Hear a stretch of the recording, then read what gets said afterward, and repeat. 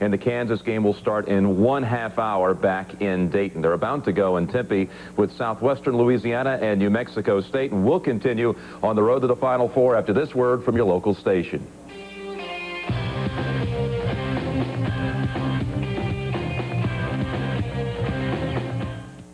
This royal throne of kings, this earth of majesty, this little world. United brings you non-stop service from 6.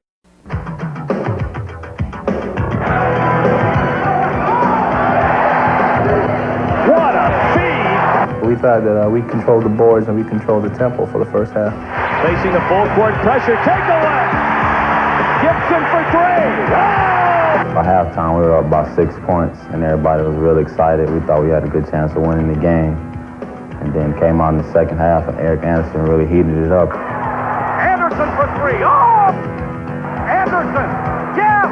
It was a big, loss for us due to the fact that we really thought we could beat this team. We learned a lot from that, and as you know, we were at the Final Four with it. I think we'll be ready for it.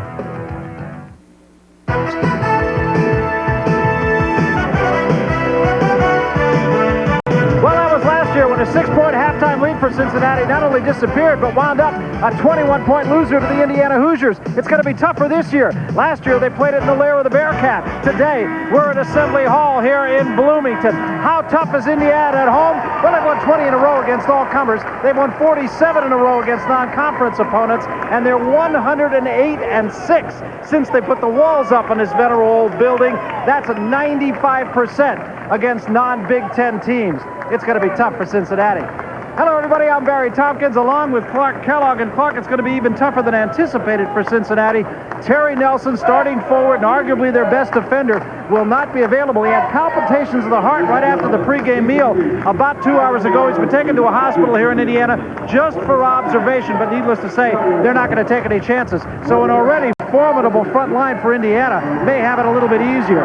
You talk about the loss of Terry Nelson. It's not a statistical loss as much as it is a loss of presence. He brought toughness and experience to this already oversized Cincinnati line. Take a look at their front line. They're giving up about 8 inches to Indiana. When you talk about the Hoosiers front line, the guy you've got to key in on is Calbert Chaney. By year's end, he should be the Big Ten's all-time leading scorer. Well, what it does is it puts an awful lot of pressure on the starting point guard for Cincinnati. He's a good one, Nick Van Exel, but he's a good one who happens right now to be playing on one leg. Well, he had arthroscopic knee surgery 2 weeks ago. He's played 1 game since.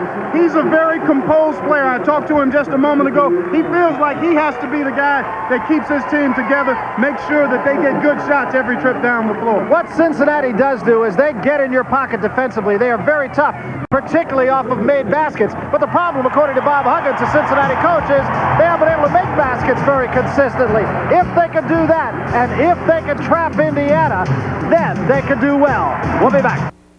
Barry Tompkins, Clark Kellogg back at Assembly Hall here in Bloomington, just about to tip it off between the Hoosiers and the Bearcats. Let's take a look at how these teams line up. First of all, for the visitors from Cincinnati, Eric Martin, 6'6" center, plays tall. Of course, they say that about just about every 6'6" center, don't they? That's exactly right, Barry. Bob Huggins, of course, the Cincinnati coach, a guy who has won everywhere he's been.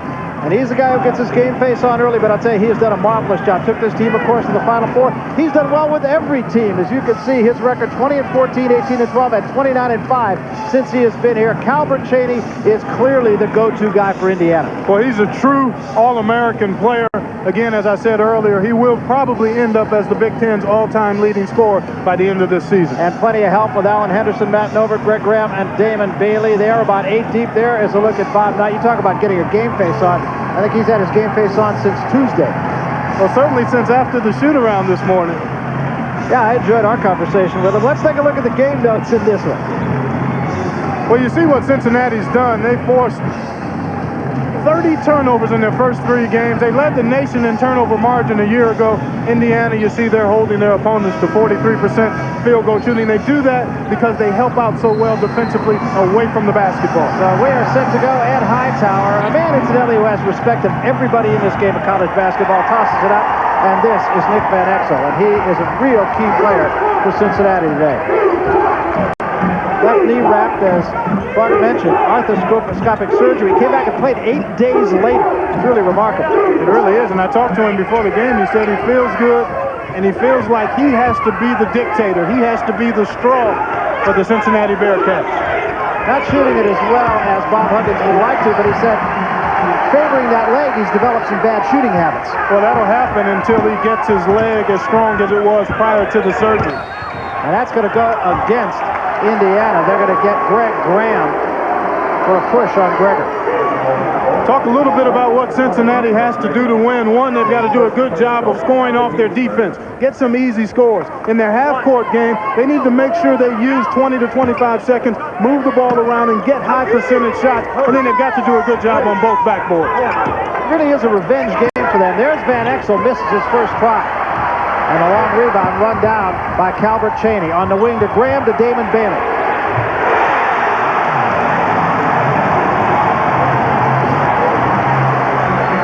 No nonsense for Indiana. Indiana scoring a lot of points, scoring 5 points a game so far, more than they did last year.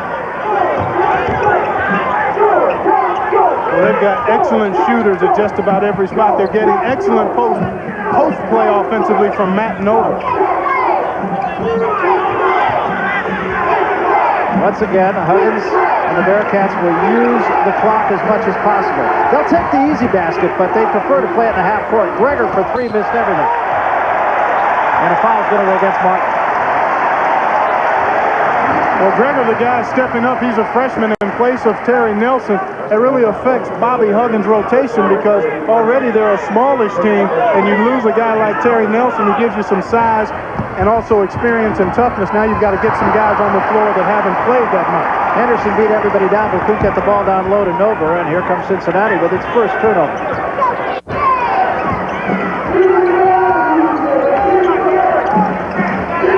Van Exel, a guy that many people feel can play at the next level, despite being 6'1", a little bit small. Good look that time, but Gregor forgot to take the basketball with him. Van Exel in traffic for three, air ball. And ahead of the pack this time is Greg Graham to the basket.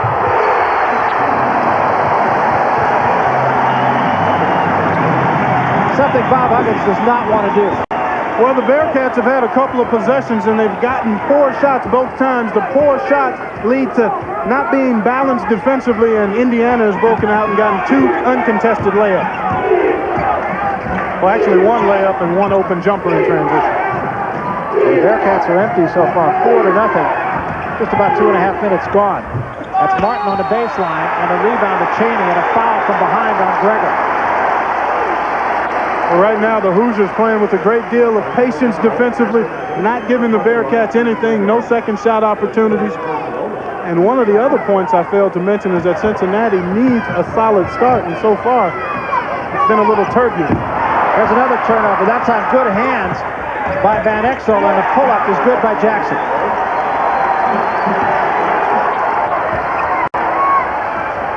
Indiana no problem breaking the trap that time. Nova the leader, offensive foul. Good job by Keith Gregor to step in. We'll take a look at it from the backyard. Graham pushing it ahead to Nova. Take a look. Gregor there. Nova leans in. Pretty good defensive play by the freshman. When you attack pressure, you want to attack it for scores, and you use diagonal passes to create a numbers advantage at the opposite end. This is Bostic, arguably the best athlete on the Bearcats, and we're going to get a foul this time away from the ball against Cincinnati, and I believe they're going to get Bostic for that. I can't help you, Barry. I was locked into my monitor here. I think they called Bostic. They'll try to clear it up. Cincinnati showing a little matchup, a little 2-3 matchup. They want to try to keep the ball out of the paint and be aware of where this guy is all the time. Calvert Chaney with a left hand off the baseline, and the follow is no good by Henderson. They did not call a foul on that last sequence. Might have called 5 seconds. 3 seconds was the call.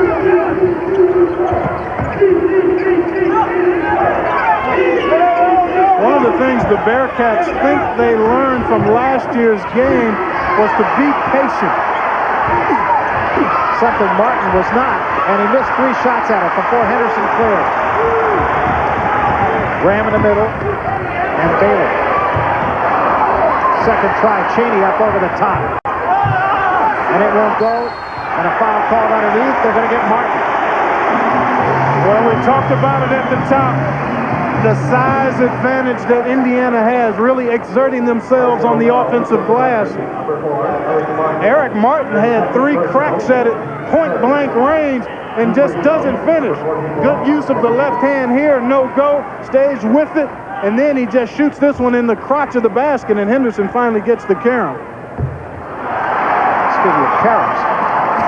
Clang. Yeah. Little paint flew out to the foul line on that one.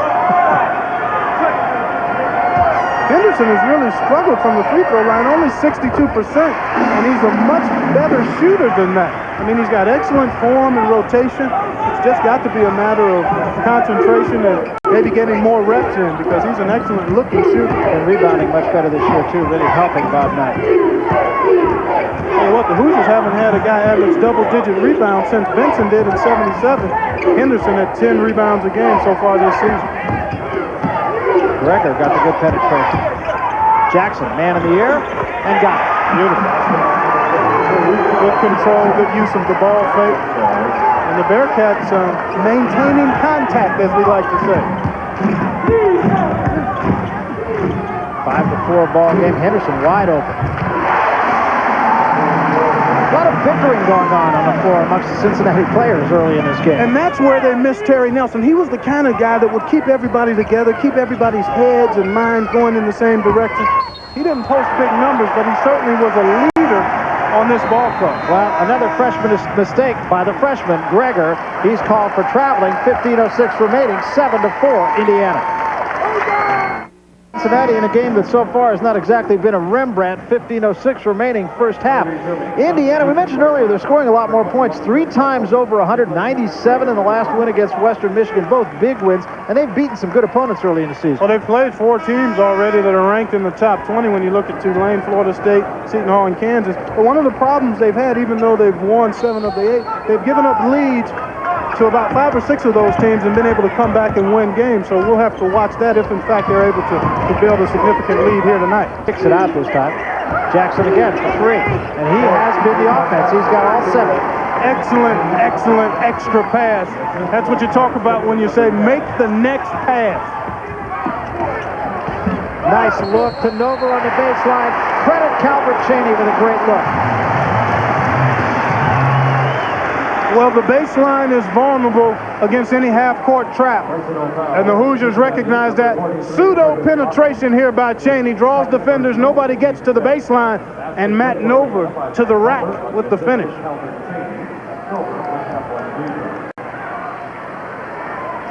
And we'll try to add a 3-point play out of all this.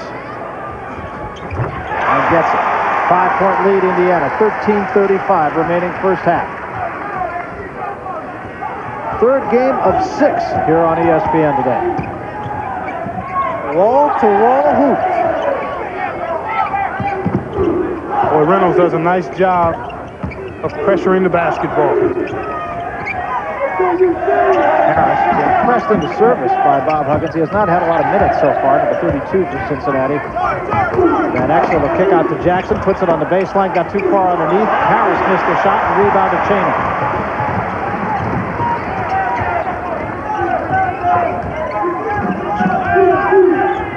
Nova fighting for position and travel. Harris did just enough that time. To get the turnover.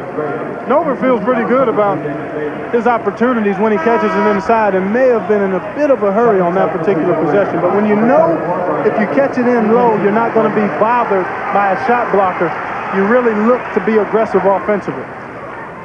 Martin will come back into the game for Cincinnati. I think Bob Huggins wanted to sit him for a while and just let him get into the flow of the game. Exactly.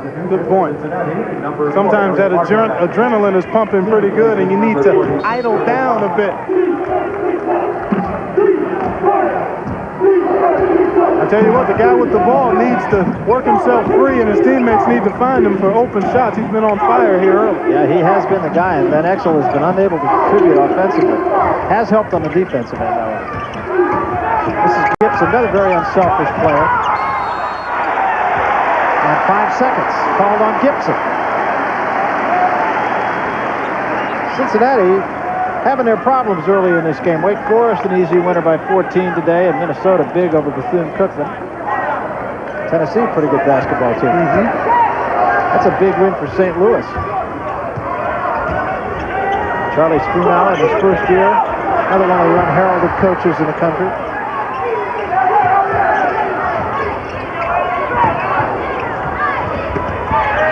Good ball movement, and Cheney finishes. The skip pass created that opportunity, and Cheney with the good, quick catch and shot. Brian Evans, the man who made that pass, just a freshman, only one on the roster of Indiana now with the departure of Malcolm Sims. Nothing inside at all for the Bearcats. Everything being done from the perimeter under pressure.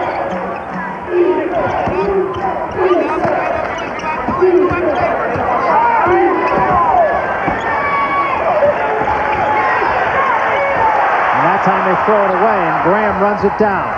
Graham against Jackson to the basket, too hard, and Harris clears.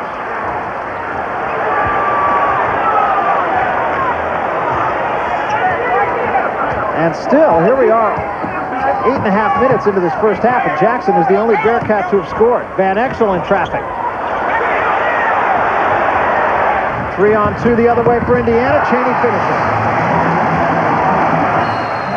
And a timeout again, called by Bob Huggins with 11:13 remaining in the first half. And Indiana starting to tuck it away here. They lead by 9. We'll be back. Ball for Cincinnati, their third straight trip to the Final Four back in 1961. Who's this with the jumper underneath? It looks like the general. I didn't know he had that kind of touch or those kind of quicks. But Tom Thacker taking charge in the overtime as Cincinnati won their first of 2 consecutive NCAA titles. 70-65, the Bearcats over Ohio State. There's a man who made that shot. I think he can still make that? I would doubt it. Certainly couldn't do it that quickly.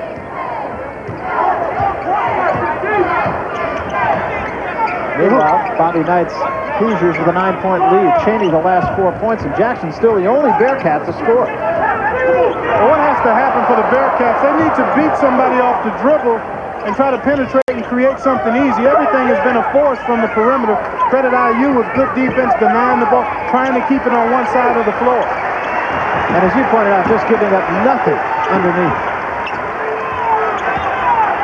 Good example right there as Van Exel tried to post up.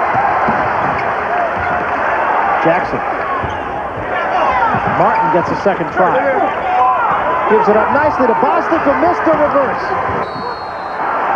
And we're going to get a foul on Graham up over the top of Jackson. Second foul on Graham.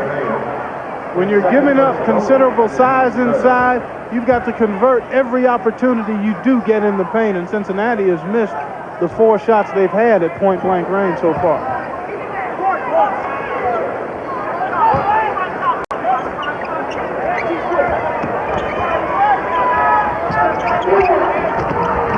Van Exel tried to force it into Martin, and stepping in front nicely was Graham. I beg your pardon, it wasn't Graham, it was, where did he get something? Cheney. Looks like Cheney hitting the deck to make a good defensive play. Gibson will come on to replace Van Exel. Van Exel does not appear to be favoring that leg, but obviously is. Well, anytime you have to undergo surgery, they talk about arthroscopic surgery being minor, but any invasion of the body surgically is not minor. He's back out there, but he missed some practice time, he missed some game time. Well, that's exactly what you were just saying they should do, and they had the opportunity and they couldn't finish.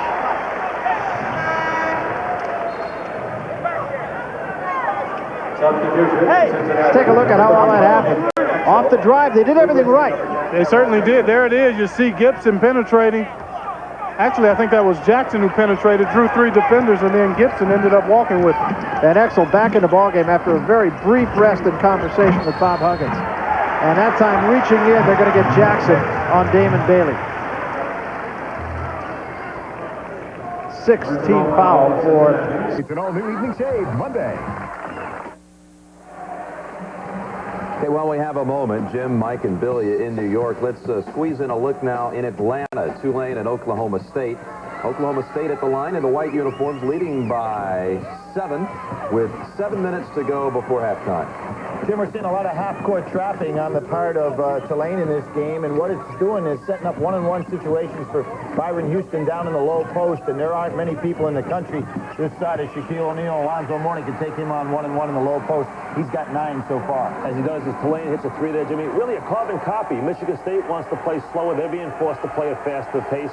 Tulane needs to turn Oklahoma State over, but when you trap them and press them, they have a very experienced team, 3-guard offense, a guy inside. As you see Tulane get the turnover there, that is the key. Tulane will need those turnovers if they're going to spring the upset today. That's the 8th turnover for Oklahoma State in the first half. 26-22, Oklahoma State. And they're going to a timeout in Atlanta, so let's take it back to your game, Michigan State and Cincinnati. 10 minutes to go before the half, and your comments on this game, guys. Well, the real key is Poplawski picked up 2 fouls early on in the ball game, but the inside scoring of Michigan State is hanging on. There's Poplawski coming back. Judd Heathcote saying, I'll take a chance on him not getting a third before the half. I thought, Billy, good strategy by Cincinnati. They want to play the full-court game. They're the deeper team. They want to press and force Michigan State. Michigan State's throwing the ball long, trying to get easy baskets, but it's forcing the tempo in Cincinnati's favor. Of course, the last time they played a 90-89 ball game, so it's not that Michigan State can't play a game that gets up in the 90s. So a couple of free throws for Buford, 11-point lead. Let's go back to Tim and Digger. Thank you, Jim. That's 12 points for Buford now, converting all 3 of his free throws on that missed 3-point attempt when he was fouled by Wyszynski. And right now, Michigan State shooting 5 of 13 from the floor as opposed to 8 of 12 by the Bearcats. That's reflected in the score. Nelson picks up his 2nd foul for Cincinnati. One thing Michigan State has to do, you can beat the pressure, but don't get over anxious and force yourself into bad shots. And that's what's happened. They force the ball in. They don't have the size to rebound. When you miss those shots, you need the offensive rebound. 25-14. Poplawski came back onto the floor with his 2 fouls after the last timeout. He's got to play because Judd can't afford to let this game get away from himself. Eric Martin. Make that respite for Michigan State over Eric Martin, and it's 25-17. Cincinnati being more patient. Good move. Got to go on him. He's got 2 fouls, and Blunt will do that. So they're reading what's there and taking advantage of it. 8 points for Corey Blunt. Mark Montgomery. Wyszynski. Good block. Herb Jones got a hand on it. Bearcat ball. Michigan State is having trouble right now scoring. One reason, they're not working the ball inside the way they did earlier in the game. I think Poplawski's got to play with his 2nd foul, but be aggressive on offense. I don't think he can match up to Blunt right here. That's a weakness.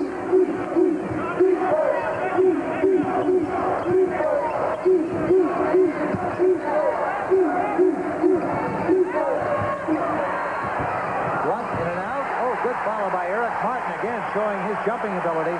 Well, no one had blocked him out. They went to help on Blunt, and it was open. And Montgomery had a chance to block out down low and didn't do it.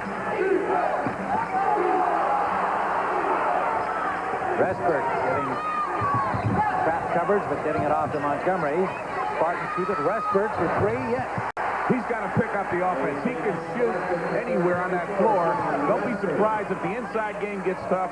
State will go to Resberg even more.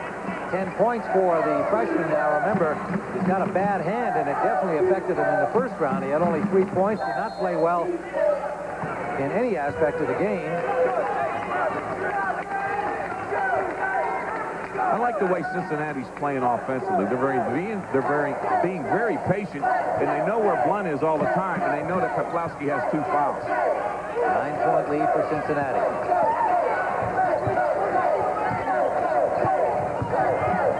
Van Exel for Blunt. Good play in the pick and roll. Poplawski went over to help on the ball. Blunt rolled to the basket. Great play for a 3-point play. They're forcing Poplawski to play, either the foul on the ball, help out on defense, or to guard Blunt one-on-one. Heathcote wanted a travel call there, and the man with the perpetual frown got a chance to really get some wrinkles in the forehead. This is something Cincinnati has done very well this year. They're looking for weaknesses. They see one now with Peplowski in foul trouble, and they're exploiting him on the floor. Wouldn't surprise me maybe to see Michigan State go to a little zone to get Cincinnati out of this rhythm offensively. Matt Steginger comes back. Respert goes out.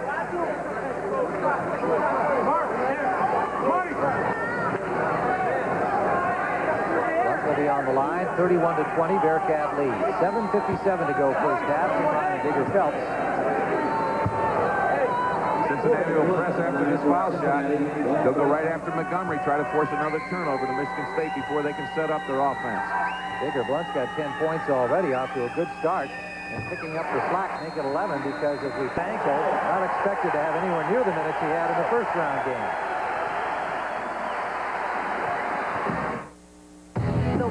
Final Four in 2 weeks on CBS. You are watching the NCAA Basketball Championship on CBS.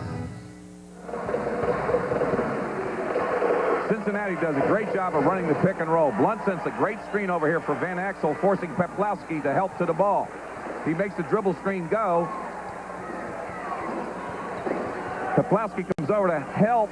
Montgomery tries to get over the top. Blunt's open. Three-point play inside. Very good execution of pick and roll. Spartan ball down by 12. 7:56 to go here in the first half. You can't pick up your dribble. You can't pick up your dribble. There's the turnover. Wyszynski should have kept this dribble. That's what caused the turnover. Buford for three, won't go. Blunt battling for the rebound. And he's fouled. Steginger, I believe. Steginger got him. Got the arm. All right, when you look at the press execution right here, Wyszynski cannot pick up his dribble. He should keep his dribble, use the floor, create a passing lane. Now he's stuck because Cincinnati does a great job of denying all over. As you see Buford there, putting ball pressure on, no one to throw it to. It was either going to be a 10-second count or a turnover. It turned into a turnover. And this is where Cincinnati came after him after that timeout. They've got 7 points off turnovers to the Bearcats to this point in the first half, and Blunt with a chance to add. And he does.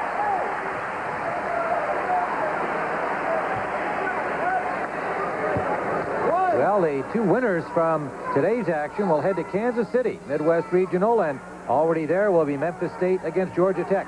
And don't think in the back of Cincinnati's mind, they know they beat Memphis State 3 times this year, twice in the conference and once in the Great Midwest Championship game.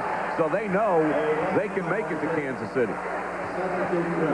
Judd Heathcote right now needs some type of change. Maybe go to a zone, maybe get the spurt going again, go back with his starters, try to get this lead under 10 before halftime so they can make a run in the second half. Lane violation against the Spartans, 33-20. Blunt stays there. There's that long rebound we talked about. And a guard got the rebound when you take a look at Cincinnati controlling the offensive board. Blunt back outside for Van Axel. And Van Axel sets up a play. 13-point margin for Cincinnati. Martin. Nowhere to go inside. Well, Martin doesn't like to shoot the ball from there. Van Axel went right at Peplowski to pull him off. Martin's not a great outside shooter. He wanted to go the hole and lost it. Cincinnati ball out of bounds underneath. Michigan State may zone on this.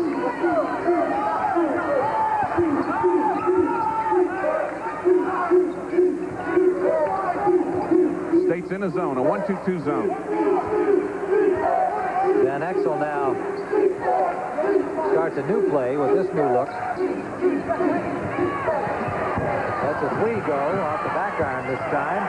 There's a long rebound again. The guards, Respert's got to get in there. Montgomery's got to get in there. When you play the zone on these rims, because the floor is hard, the rim's hard. Van Axel fouls from behind. Very good penetration. Anytime the ball comes back from the wing to the point, drive it down the middle against the zone. Van Axel did that, bringing the foul to the naked. Steginger's second foul. Well, at the conclusion of every NCAA tournament game, we'll be selecting the Chevrolet Players of the Game, and in conjunction with that award, Chevrolet donates $1,000 to the General Scholarship Fund of both schools. Ben Axel's doing a great job of running the team and the offense for Cincinnati. Knows where his players are, knows where Paplowski is, and this has been a big factor in the offensive execution at half court. A lot of discipline today for Cincinnati's half court offense. Well, even with Paplowski and Stevens on the floor for the Spartans, Bearcats have been doing a better job in the offensive boards. Respert, the freshman, dribbling and going the distance. He is in and out. Rebound, Martin. This is the pace Cincinnati wants. They got Michigan State rattled. Buford won't go for him. But again, the Bearcats come up with a rebound. Martin. Alley-oop didn't work, nor did the follow by Jones. Stevens dribbling. Respert. Good travel. Respert, the last two possessions, has been forcing it. They can't get in that rhythm. They've got to slow it down. The defensive pressure's there. Ben Exel comes over, closes them down, forces a turnover. They've lost the patience, Michigan State, that they had earlier in this half. And this is the pace that Cincinnati wants Michigan State to do. Remember, in their last two meetings, once this season, once last, Cincinnati led by 18, only to lose the game to the Spartans. So how many times can you keep doing that? They're up to 15 in this one. That's his game. Martin missing. Blunt rebound. He's got it. Now it's 17. His quickness got by Paplowski. Paplowski didn't do a good job of blocking out Blunt, and that's why Blunt got the offensive rebound. 14 points for Corey Blunt. Again, we underline Jeff Scott with a bad ankle has not seen the number of minutes in this first half he did in the first game. They don't need him. Blunt's wired. Blunt's today. been great. Stevens with Martin down and slow to get up. Maybe just out of breath. All right, watch Blunt here in this offensive rebounding situation. Martin takes the shot. Paplowski doesn't block out. The ball comes off a little long, so Blunt goes over him, takes it away, and puts it back up. Very strong on the offensive boards today, Cincinnati. Keeping the ball alive. Their guards are doing a good job going in for loose balls. Scott's back in the game now. Blunt just picked up his second foul, so Scott's in, Blunt's out. 5:19 still to go. Good move for Cincinnati. See how much more Scott can play, but it also takes the pressure off, especially when you're up 15. Stevens at the line. I got it. 37-23. Stevens, a good free throw shooter, 73%. 9 points for him.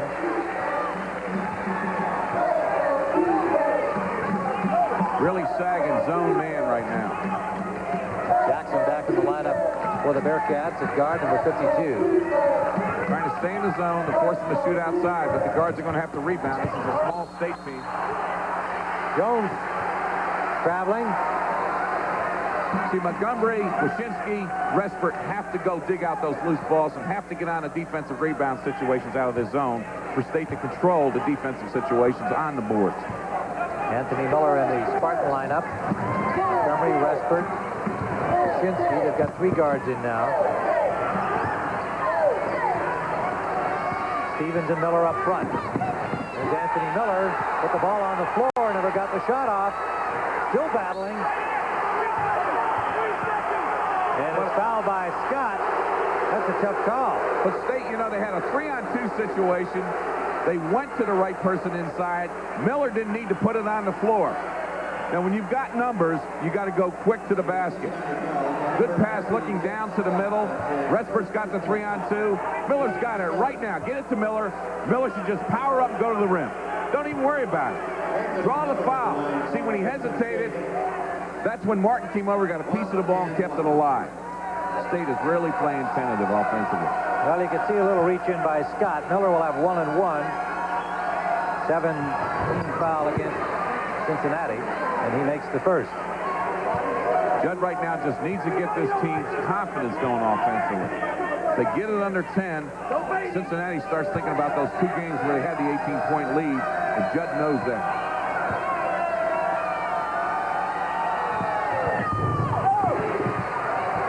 .25.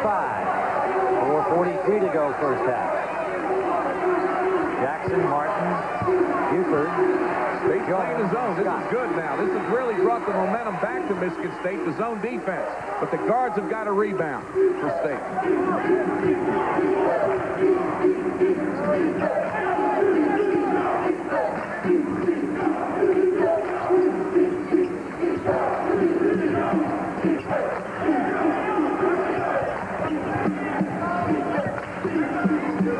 From the corner, Martin in and out. Miller lost the rebound to Jones, and Jones is fouled. Montgomery. Jones, very smart player inside. This is one of his traits. He just really wants to play hard. He really knows where the ball is. And sometimes when Miller comes down with the ball, he shows it. Jones just got a piece of it to keep alive. They get the loose ball. Not only get the loose ball, but get fouled and get to the foul line. John Zulov comes in. Montgomery goes out for Michigan State. He's 6'4". He plays strong. He plays bigger than his size. Very active player. Herb Jones.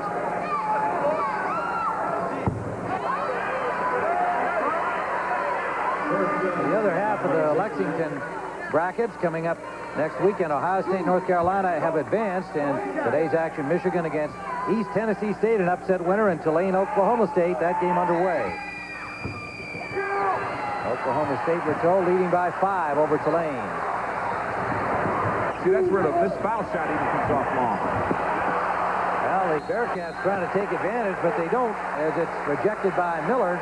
Doesn't look like Scott has that rhythm he had the other night, so that ankle's still bothering him. It is sore, but he was bouncing a lot better against Delaware on the boards than he is today against Michigan State. Jeff Scott, very, very good, talented player. Terrence Gibson comes in for Cincinnati. Herb Jones goes out. Jones has been working hard right from the opening tap. Latest word on Van Exel, although he did get into the game when he came back from having his ankle taped. And he's apparently feeling a little sick to his stomach, so we'll be watching to see if he gets in again in this game. Here's the factor right here. Cincinnati with 11 offensive rebounds. Michigan State only with 3. And that is something that Judd knew he needed to do. Judd Heathcote, coach of Michigan State, that they had to control their offensive rebounding and keep Cincinnati off the boards. Stevens rebounding the miss from Scott. Wyszynski. For Stevens, three-pointer. He steps out and shoots the 3, and it leaves Miller open inside to get on the boards. Stevens, the leading scorer against Southwest Missouri State in the first round with 17. That's a big basket for Michigan State. Still in the zone, which is really giving Cincinnati some problems, taking them out of their man-to-man rhythm. Margin reduced to 10.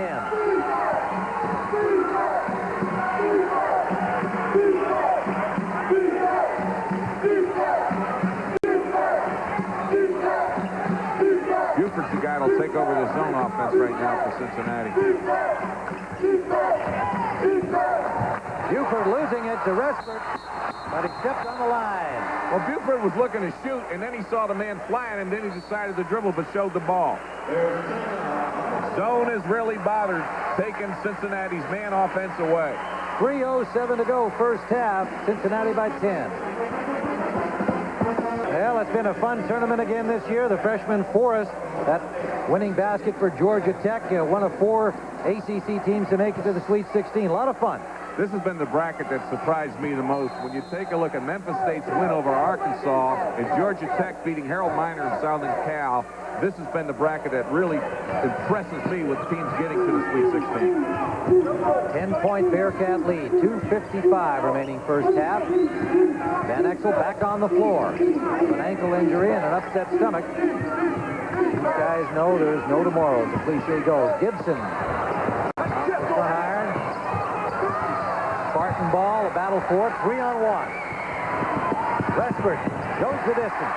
Michigan State stayed in the zone the last 4 or 5 minutes of this half. It has rarely brought Cincinnati back into half-court offense, which they don't like, versus the running game, which has got them the big lead. I'd like to welcome those of you joining us here. An 8-point Cincinnati lead, 2:16 to go first half. Eagle Phelps just telling us moments ago that this zone defense employed now by Michigan State the last 5 or 6 minutes has changed the tempo of the game, and Cincinnati has failed to react positively. They've seen a lead of 18 diminish now to 8. Well, the game started out with Cincinnati really doing the half-court pressure, bothering Michigan State. Peplowski gets in quick foul trouble, forcing State now to go to different personnel. Cincinnati did an outstanding job controlling the offensive rebounds, but now the last 4 or 5 minutes with the zone, Cincinnati's been struggling offensively, and Michigan State has brought back their offensive confidence.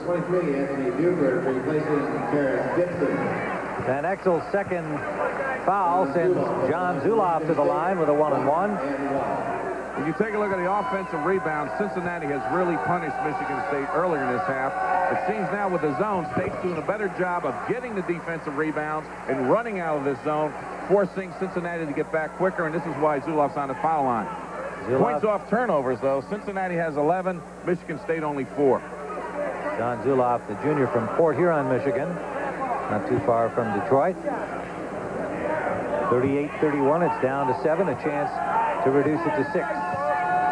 The zone has also taken Blunt out of the game offensively because he was doing a great job against Peplowski, and Van Exel was doing an excellent job of running their man offense. They seem to struggle against zone, so let's see if Cincinnati can make an adjustment to score against the zone of Michigan State. Jeff Scott has replaced Blunt for the moment. Blunt with 14 points in this first half has been outstanding. 6-point margin, Cincinnati. Blunt has not scored since they went zone, and he was the reason why State was in trouble.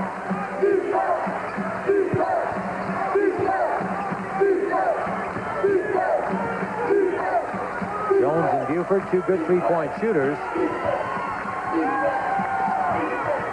Van Exel, tight coverage by the zone defense. Scott with a chance, and it goes. Good feed from Van Exel. Spartans running. Stevens in the corner. See, Resberg doesn't need to do that right now. And what happens is when you get in this up-paced game, this is what Cincinnati wants. Michigan State needs just to settle down. There wasn't going to be any pressure there. And just run their half-court offense and get on the board so they can dominate offensive rebounds. 7-2 Spartan run. And that goes off Zuloff. Bearcat ball. Another turnover for the Spartans when they needed to score. Judd's frustrated. He knows just catch the ball, catch the ball. That's what he's yelling at Zuloff. Bearcats live off turnovers. 33 committed by Delaware in the first round game. Won by the Bearcats 85-47. Final minute, first half.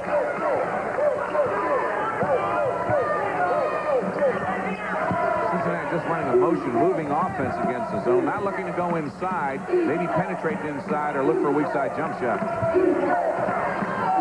Jones for 2, right on the line. Good pass from the point to the wing to the corner. Back for 2, long feed down to Wyszynski in the corner. Anthony Miller back for Wyszynski for 3. Wyszynski can shoot the threes. Cincinnati will go for 1 before the half.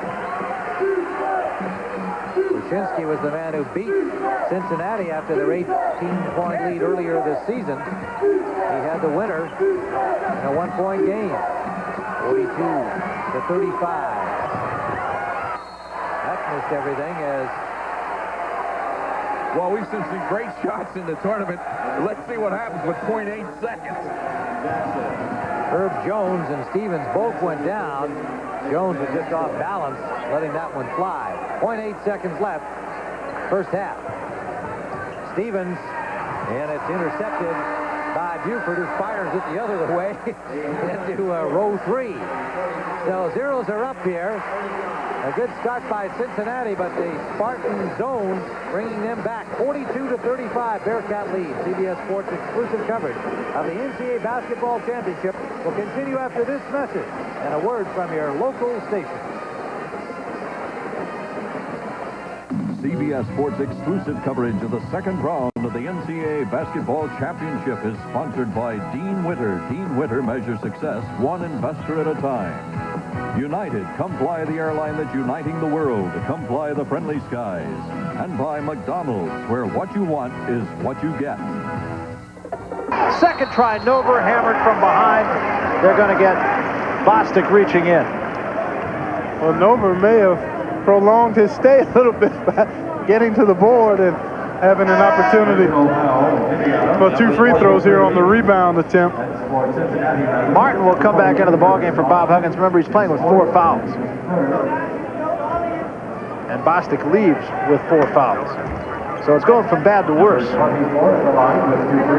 Well, when you're outsized and one of your key front court players is out, typically the guys trying to step up may be a little over-aggressive, and that's kind of that's certainly been the case with Martin and Bostic. Bob Knight looking relaxed. I realize that's a relative term.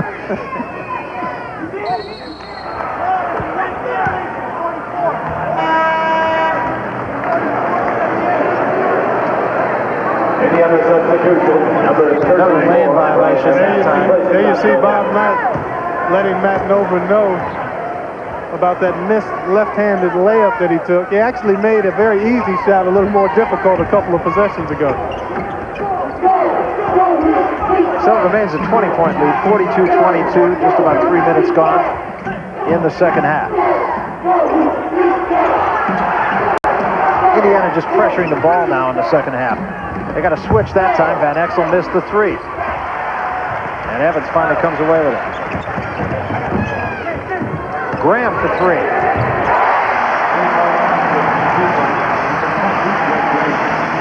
Greg Graham is what you call a stat sheet stuffer. Maybe their best penetrator and passer, excellent shooter, great driver of the basketball. He's the kind of guy that pretty much does something in every stat column. Third team all Big Ten last year. That's nothing to be embarrassed about in that conference. That's right. Certainly the toughest conference top to bottom in the country this year. Good ball movement that time, and Martin can't finish it. Graham high for the rebound. Bailey in traffic. Never quite had a hand on the ball, and the rebound finally down to Harris.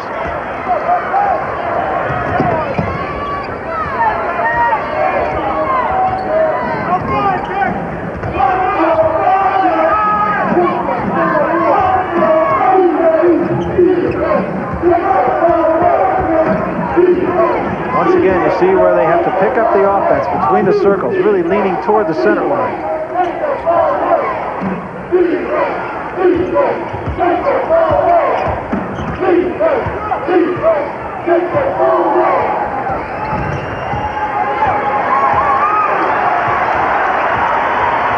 Five seconds on the shot clock, and Jackson has to take a forced shot. Henderson clears it. Loose ball picked up now by Evans. Ahead of the pack was Chaney. Nobody saw him. Graham, cross court to Evans, too soft off the glass. And Bailey, fighting for the rebound, draws a foul on Gregory.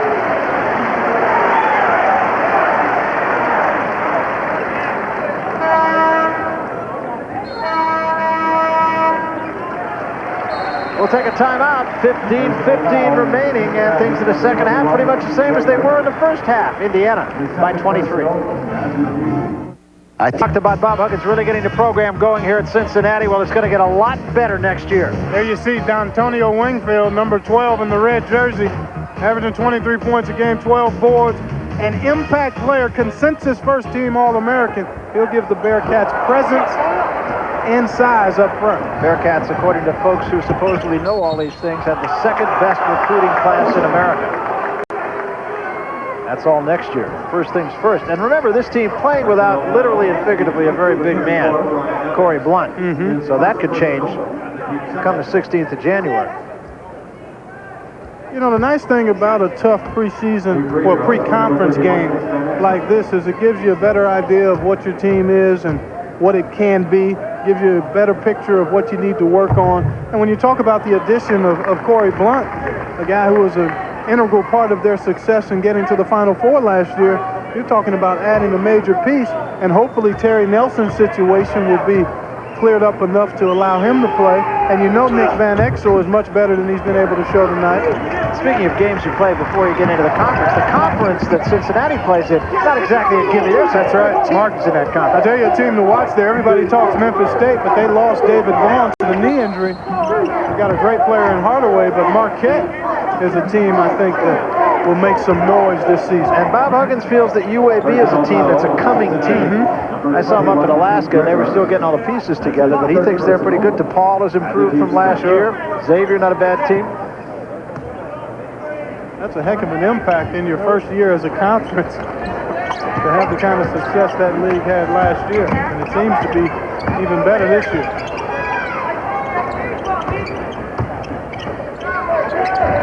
Graham for three. He's got a cotton candy sweet stroke. Had plenty of time to sight and fire. There are holes against any zone defense, and if you get good ball movement and you've got spot-up shooters in the right spots, you should be able to knock it down from outside. Look at this, the ball's still on one side of the floor. Van Exel having all kinds of problems getting shots off. Got that one off, and it wasn't easy. 5 points for Nick Van Exel. He's had a tough day. But he is the kind of kid, and this team is the kind of team that will continue to be tenacious. Van Exel stepped in front that time. Tried to give it to the trailer. Martin coming down the lane. He couldn't handle it. Gregor runs it down. Van Exel stepped inside. Evans picked it clean, but Evans' pass ahead is taken by Jackson to Cincinnati.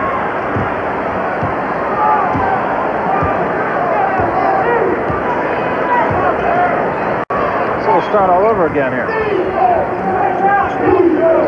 Tough shot by Van Exel, and he gets it. That's 2 tough shots. He's backed up now. Well, I think when he's healthy, when he's 100%, I think the tough shots he can make on a regular basis, and he's probably a much better spot-up shooter than he's shown. He's a fine point guard. He's just had a rough night tonight. And Indiana throws it away, and that brings Bob Knight up off the bench.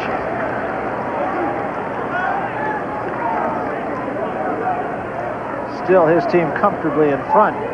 UNC Charlotte gave Florida State all they wanted. Score actually is 48-27 and not 48-25 as the scoreboard shows. UCLA come from behind win. Georgia Tech wins it at the buzzer. So it is a 21-point lead, not 23 as I mentioned. Martin, the reverse. His first field goal. I don't know if I think that may be the first time we've had back-to-back hoops by the Bearcats.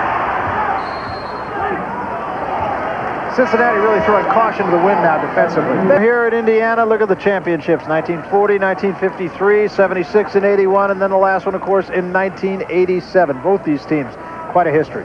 Excellent history. You go back to the 60s when Cincinnati was making consecutive trips to the Final Four, winning it twice. And you know, you talked about this game being a measuring stick in the minds of people back in Cincinnati, and part of the reason is those banners that hang and the 10 Big Ten championships that IU has put together. Well, Van Exel was starting to feel it, and he threw that one up, missed everything, and it's out of bounds off of Cincinnati, man. It's going to be Indiana's ball. Well, when you've got a guy who's streaky like Van Exel, if he gets it going, you want to ride him, and that means the other guys have to be aware of him having the ball and looking to shoot and be ready to rebound if he misses. Cheney, a little floater. It won't go. And here come the Bearcats again. 4-on-3. Jackson looking for help. Can't find it. Backs it out. Pretty good job transitioning defensively by the Hoosiers.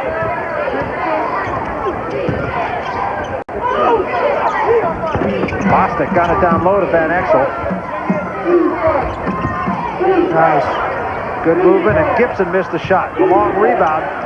Run down by Bostic. Nice play by Bostic. Also playing with 4 fouls, incidentally. Jackson in traffic. Pulls up. I tell you what, Barry. We've got 11 minutes to go. If the Bearcats can cut this another 4 or 6 points by the 8-minute mark, we've got a game. Henderson faces up. Is short with a shot. And the foul's going to be called on Bailey. And during that time, that last time out, Hoosiers heard a few choice expletives by this man. He's not a happy guy right now. Well, I think he's thinking about what's happening. I made this point earlier. In 5 of their 8 games, in 5 of their 7 wins, they've given up big leads, but been lucky enough to come back and win the game. Right now, this one's 17. Cincinnati with the ball and starting to get into a rhythm for the first time today. Confidence, Barry. They're feeling good about themselves, and they're the aggressors right now. Van Exel faces up, sticks the three.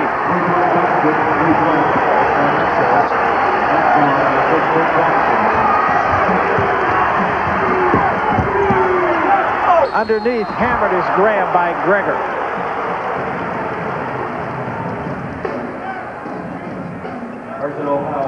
Talk about Bob Knight and what he's done here at Indiana. You can see his winning percentage, not bad, 754, 22 years, 10 Big Ten titles. Does that count co-championships? I don't know. No, I don't think so. And 3 NCAA titles. There are no co-championship banners hanging here at Assembly Hall, and his picture cannot be found in the team photograph when they've won a co-championship. He doesn't feel that that's a championship. Got to win it outright. Well, they got one outright back in 79 and 80 when I was a freshman at Ohio State. We played them here in the last game of the season. Overtime it went to, and they stole one from us. Well, Graham stems the flow for just a moment. Just a temporary plug of the engine for the Hoosiers, because they've certainly hit a bumpy stride here. Bostic posting up the turnaround. Cincinnati able to post up more in the last few minutes, too. Confident. See, the Hoosiers a little bit on their heels now. Cincinnati being more aggressive. Nice pass by Cheney to Graham. Nothing wrong with that play. And that's what you've got to do when you're playing on the lead. Think about expanding it. Van Exel just takes the three, and Gibson gets the fortuitous rebound. I'm really impressed with Calvert Cheney as a passer, too. Really hasn't forced a shot tonight. Hasn't gotten as many looks as Bob Knight would like him to, but part of that is because everybody else has been involved. They clear out for the double clutch by Van Exel, and it won't go. Henderson clears. Bailey ahead to Cheney. Nice pass again to Graham. Count it, he's fouled. What a great find.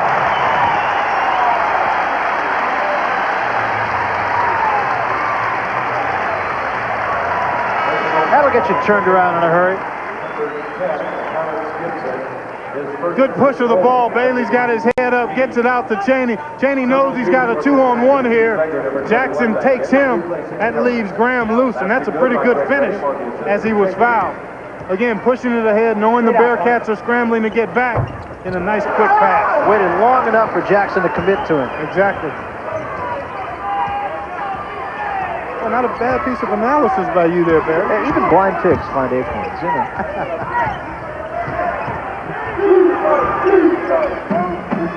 So it's back to an 18-point lead, 56-38.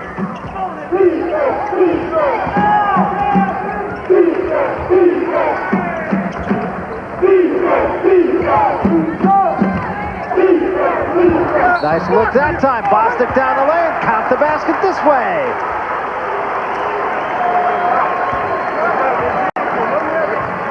Boy, just a good backdoor cut, good patience with the basketball. The offense that the Bearcats run is designed to keep the middle of the floor open.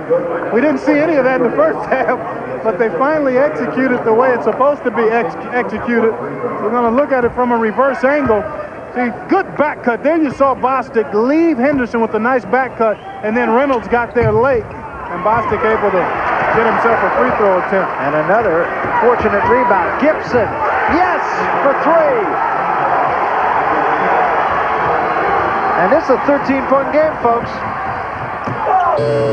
Henderson is hammered from behind. The man in front got the feet down, but the man behind got him. That's exactly right. And sometimes when you're behind, if you don't make such a demonstrative swipe at the ball, you won't pick up the foul. And that's going to be the fifth foul on Bostic, and it's going to drive Bob Huggins even deeper into his bench. Martin's gone. Nelson wasn't here to begin with. Incidentally, no further update on the condition of Terry Nelson. Heart palpitations in the hospital here in Bloomington. More as a precautionary measure than anything else. Boy, I tell you what, he was just starting to get going. He's cut up and twisted as well as any college player I've seen this season. They say he was a state champion kickboxer. Yeah, into the martial arts. It's going to make Bob Huggins go even smaller now. That might not be all bad. Obviously, you don't like to give up as much size as he has to, but in an effort to get back into it, maybe the extra quickness and perimeter shooting as you try to look at three-point shots may be the way to go here. Right now he's playing 4 guards. That's really by necessity, I think. Oh, yeah.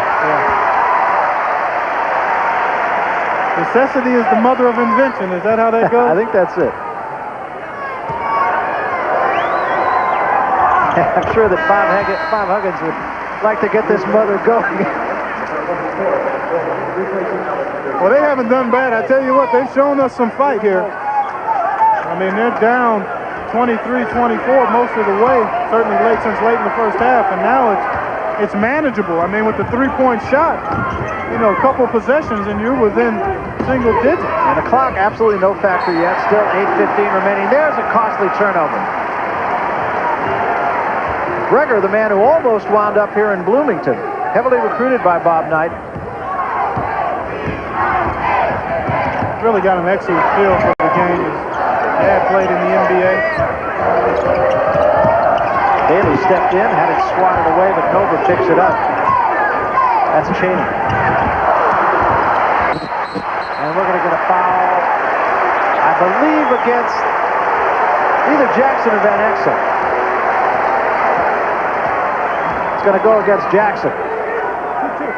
Well, our tour of Indiana continues tomorrow. We're at Bloomington here today, of course, and you and I get to go up to your home, to Indianapolis. Tomorrow for North Carolina and Butler. Butler, another one of those great home courts. This is really a game for Eric Montrose, I think. Exactly.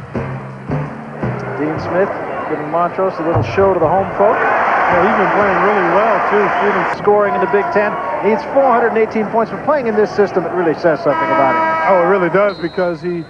You know, Bobby Knight typically distributes the ball well, but when he's got a player like Cheney, he gives him the freedom to get up a good number of shots every night out. He is one of only 4 Indiana players to be over 2,000 points, and he's in some pretty select company. Steve Albert, Don Schlunt, Mike Woodson, and the other 3.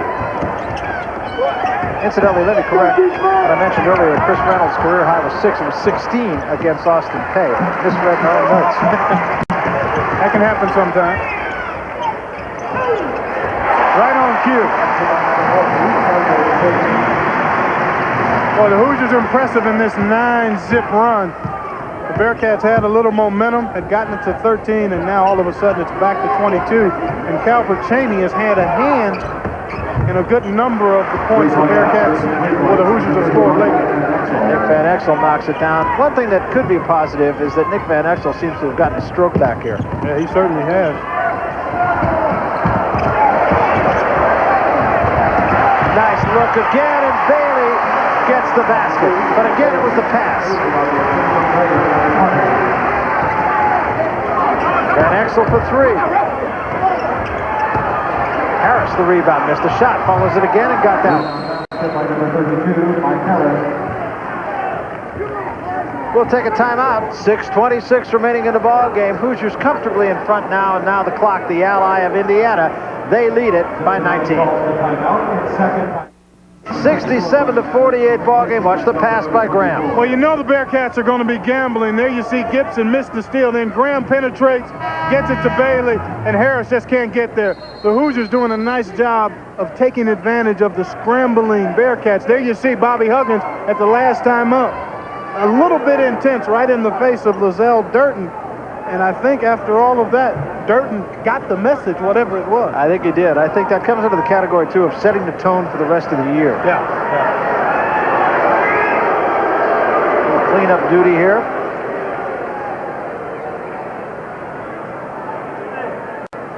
And that is blood on the floor. You saw a little of that last night, too, didn't you? Yeah, in Detroit with the Pacer-Piston game that I was doing.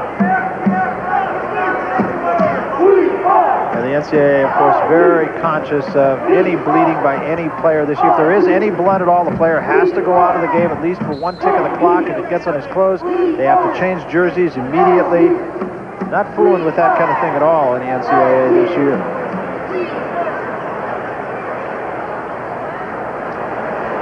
Stanford leading Howard. It's been a tough start for Mike Montgomery and the Cardinal. Wyoming, 8-point leader over Colorado. Time running out. St. John's had a struggle today with Hofstra. Buzzer beater. Look at Ed Hightower. We talked earlier about how respected he is. I have to think, if not the most respected official in college basketball, he's in the top 3. Sure.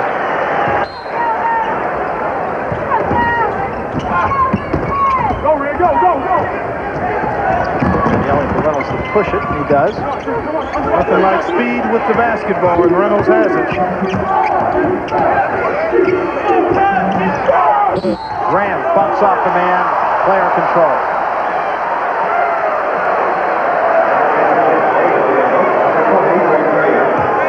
If you drop that shoulder, you're going to get called for it. If you lower that shoulder, you're exactly right, Barry. Here it is. Cheney going to drop it to Graham right along the baseline, and then boom.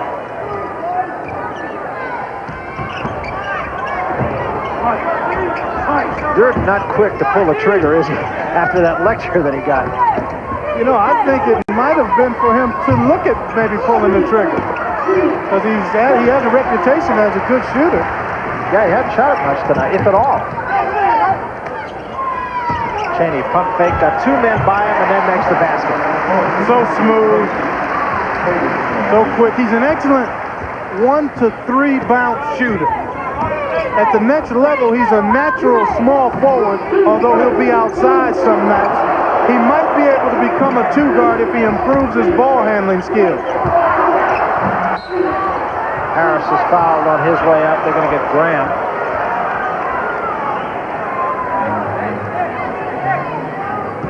And a reminder, we are just past the halfway mark. In fact, not even at the halfway mark of our full slate of college basketball today. When we get away after Sports Center at 7:30, it'll be Iowa State against the 6th-ranked Wolverines of Michigan. Ohio State tees it up against West Virginia at 9:30, and then we go out to Salt Lake City, where it'll be Texas and Utah. Two of my favorite coaches in that game, as a matter of fact. Rick Majerus, Tommy Pender.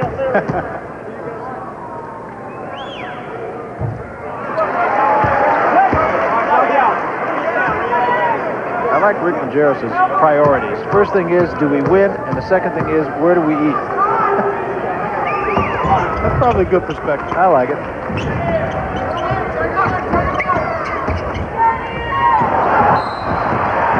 Gonna get Durden that time fouling over the top. Talked about what a fine defensive job Indiana has done in this game. 43% shooting in Cincinnati tonight, just 33%. Nobody shot 50% against the Hoosiers all year. Well, again, they do it because they're always in excellent position. They funnel you to the baseline. They get good weak side help. They're always good, solid position on the ball, and they just make you work for everything. You don't get very many easy shots.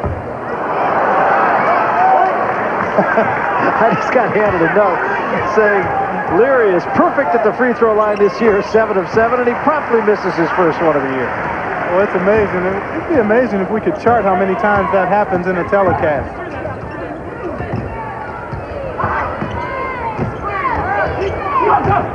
Van Exel got into the lane, a little floater. He's got plenty of game, Barry. There's no question about it. He showed it to us in the tournament last year when he really stepped it up. And he's certainly shown it to us in the second half. It's just a matter of him being 100% healthy and getting Corey Blunt back to alleviate some of the pressure that he's feeling now. It's another great look by Graham to get the ball to Cheney underneath and draw the foul. There was not a lot of room for that pass. Take another look at this pass by Graham. Here you take a look. You swing it to the top and then get it to the other side. This is the reverse angle. Cheney moving without the ball, and Greg Graham finds him underneath. But see, that's what happens when you have ball reversal. It forces the defense to shift, and if you're moving from on the weak side without the ball, you typically can find an open lane. I don't know how many hoops total the Hoosiers have, but they probably assisted on maybe 60 to 70% of their baskets, which is outstanding. Very unselfish team. Right across the board. If they have any problem this year, it would be one of depth. They really only have 8 bodies for all intent. Yeah, and that's where Pat Graham's stress fracture suffered, I think, in that Florida State game in the preseason NIT. And he was really starting to play well for him. Highly touted freshman Malcolm Sims has left Indiana. Just didn't feel that the system here was to his liking. And he made it very public that it had nothing to do with Bobby Knight. It was strictly that he would feel more comfortable playing in a different system. There you take a look at exactly. There you look at Pat Graham and that left foot. Substitution for Indiana, number 25, Pat Knight, replacing number 20. Bobby Knight, despite the fact that his team leading by 21 points, still teaching. I like that word. Teaching. Admonishing, yes, teaching. That's the word I was really looking for. Alan Henderson. But I'm sure he's thinking that's going to make us better as this show goes on. Prodding. One of the things I think he does, and other people have been on record as saying this, is that he coaches against the game. And he tries to get his players to understand that, sure, you've got an opponent out there, but at the same time, you're playing against the game too, looking to do the things that you need to do on a consistent basis to give yourself the best chance of winning night in and night out. Kind of like golf. Sure, exactly. Excellent. Excellent analogy.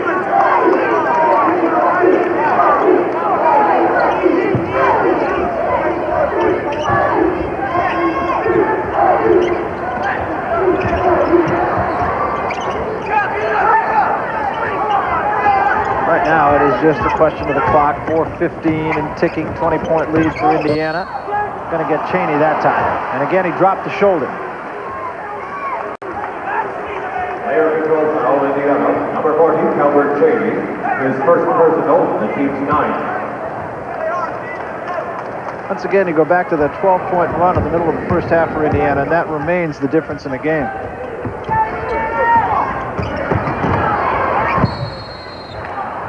We talked about how much Indiana's making Cincinnati extend their offense. That's indicated by how Cincinnati shot 3 points. Yeah, they shot 19 of them, and a lot of those 19 attempts were fighting the shot clock, especially early in the first half. There weren't many good looks at three-pointers. Only made 6, just 31%.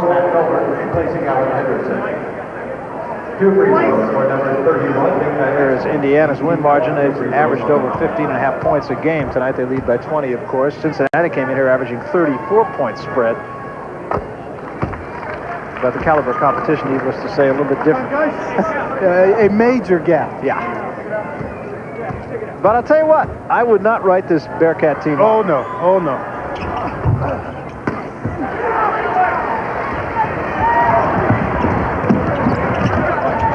And Bobby Huggins is blending some new faces into his system as well. Yeah, our producer, Woody Craft, quick to remind us they lost Indiana by 21 last year and wound up in the Final Four. Traveling call this time. Well, they don't have their big guy, Blunt. We mentioned earlier Terry Nelson, who is arguably their best defensive player. 2 hours before the game had heart palpitations. He's resting in a hospital right now. No further report on him, incidentally. So they did not come in here exactly armed. Well, the good thing about these, again, pre-conference games is they're just that. And there's a lot of season left. Gibson cross-court, Van Exel for 3. Cheney rebounds, 2-on-2 now. I'm sure they'll pull this out. And I was wrong. No further leaner, and a foul is called on Cincinnati. Boy, he was going to get an earful, and he still might had the foul gone the other way. Personal foul. There you see Bobby Knight. Lazelle Jordan, his third personal.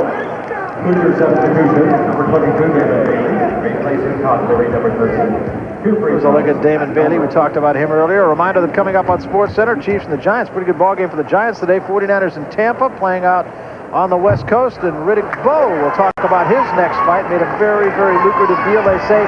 Could earn him $100 million. Not bad. Mind-boggling.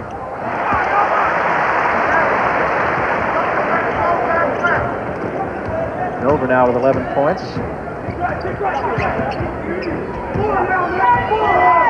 Yeah, very balanced scoring. I would have to think that Bobby Knight won't find a lot to criticize his team about in this game. I'm sure he will find something, but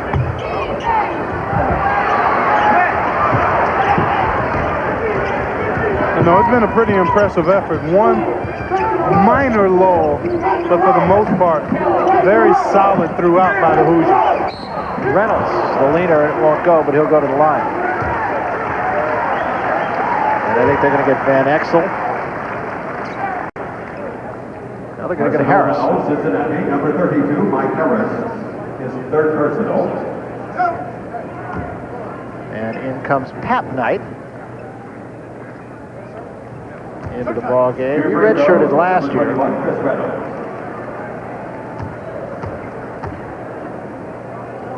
If there's a weakness on this team, they've struggled this season with free throw shooting, the Hoosiers have at times.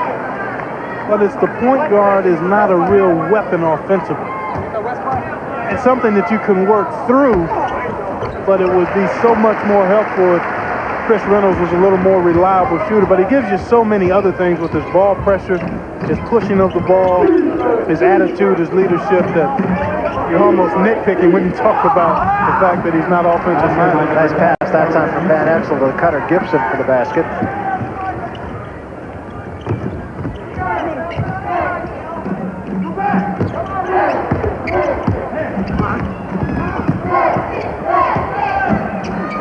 Cheney slammed from behind that time, and he'll go to the free throw line for 2. Well, the Hoosiers will certainly add to their margin of shooting more free throws than the opposition. Foul called on Van Exel. Don't want to forget, he wanted to wish his mom, Joyce, a happy birthday in Kenosha, Wisconsin. I trust she is still watching. I'm sure she is. She saw her son put together a pretty solid second half effort.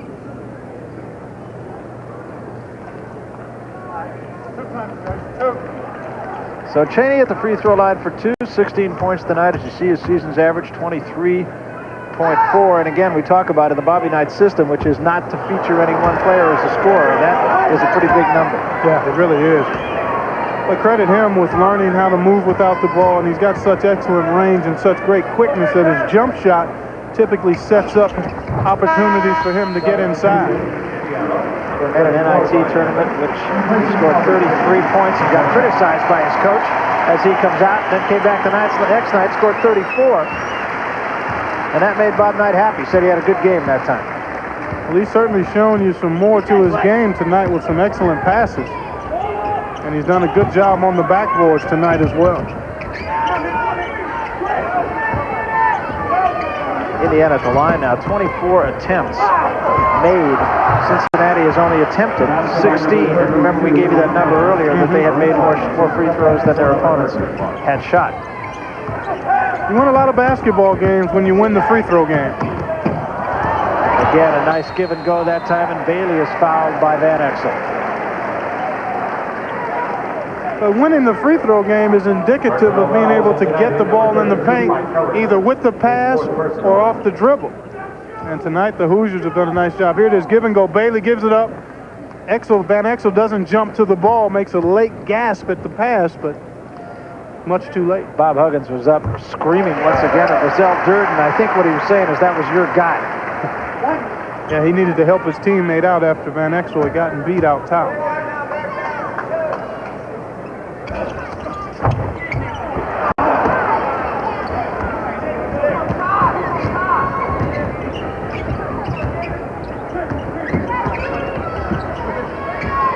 Van Exel changed direction nicely, missed the shot.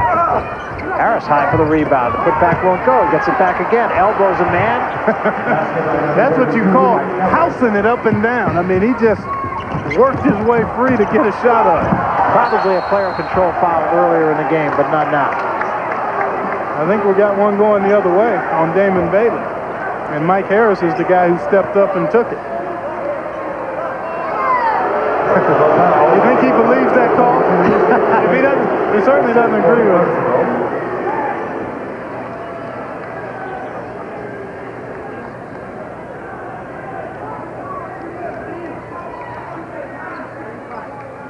Once again, Bob Knight giving a little bit of a talking to Matt Nover.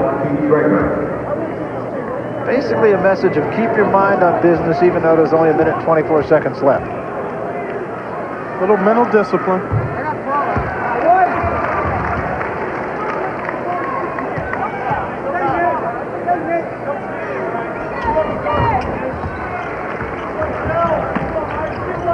Over down to the offensive end. So don't even bother with this rebound. Here's another turnover. This is going to draw a little lecture from Bob Knight, too. I think Gibson missed the 3 and Bailey rebounds. Here's a 5-on-2. And they'll back it out.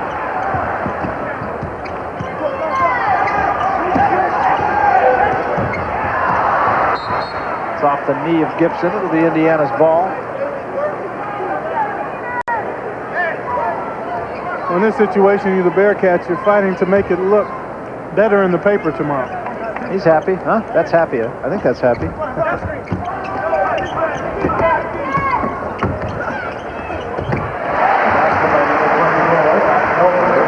Kind of the mood we caught him in this morning when we went to talk to. I never did hear what came after damn it.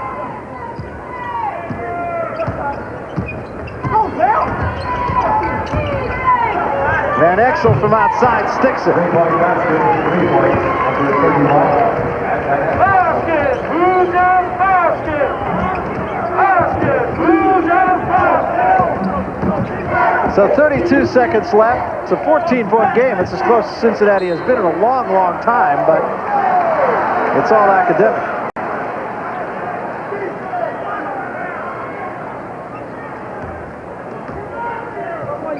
Personal foul, Cincinnati, number 21, Hugh Greger. That's his fifth personal. Sports Center, of course, following us, and then more basketball into the wee smalls here on ESPN. We're just, if this was a horse race, we'd be making the turn at the half mile. We'd be at the half mile pole. That's right. In a 1 mile race. Here's what's happening on Sports Center. 49ers and the Giants playing in the NFL today. 49ers against Tampa Bay. Giants played the Chiefs earlier. And Riddick Bowe, we're going to talk a little bit about the money that he's going to make and his next fight. Made a 6-fight deal with HBO and TV Care, so some will be on pay-per-view. You have to wonder where that puts Lennox Lewis in that mix.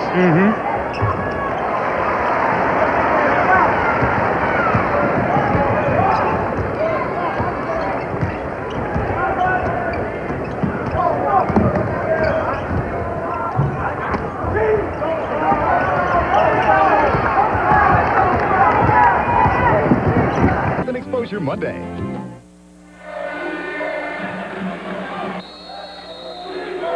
Well, here in Dayton, a 10-point margin with a minute to go for Cincinnati. We welcome those of you joining us. Tim Ryan and Digger Phelps watching another impressive performance by the Bearcats of Cincinnati. The new great Midwest Conference.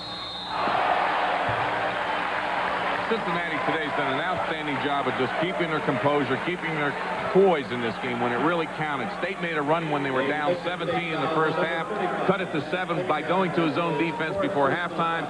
Really played smart basketball in the second half to get this big lead. Herb Jones in the line for Cincinnati.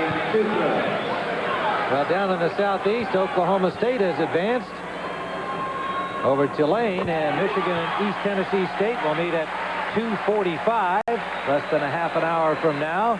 14 points for Herb Jones at the line, and a disconsolate Michigan State Spartan team outrun, out-hustled, outplayed by Cincinnati.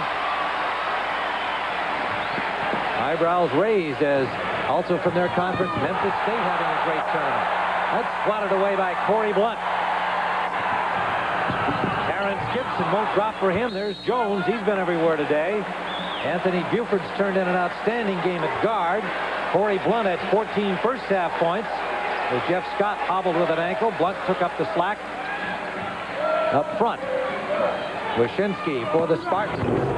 Gets his own rebound. That won't go for him. That's typical today for Michigan State. The loose balls, the turnovers, the missed layups. Buford for Terrence Gibson. Cincinnati fans, many of them here, just an hour away from Dayton, and they're enjoying this.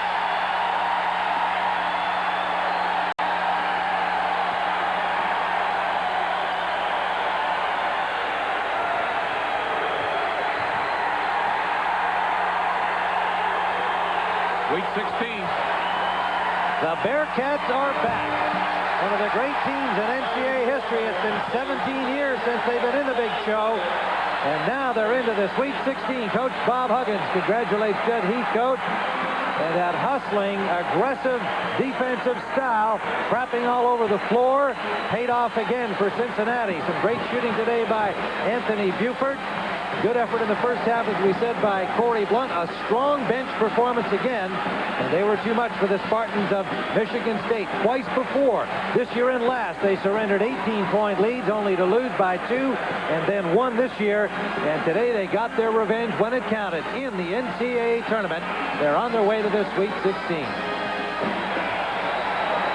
Cincinnati 77, the Spartans 65, and they will meet the winner in Kansas City of the matchup coming between top-seeded Kansas and Texas El Paso. Sean Respert, the rookie, the freshman, had himself a tremendous day today in a losing cause. Anthony Buford had the hot hand and the leadership for the winning Bearcats of Cincinnati. And so for Digger Phelps, I'm Tim Ryan. We'll see you a little later today here from Dayton. Now let's return you to New York and Jim Nance. All righty, Tim. So Oklahoma State with a tournament record, 80% from the floor, advancing to the Sweet 16 for the second straight year. And now Cincinnati joins them as well into the regional round with a 77-65 victory. Let's set the lineup now. The next move for us, many will be seeing Kentucky against Iowa State. That'll be tipping at 2:30 Eastern time in Worcester. Some will see Michigan against East Tennessee State.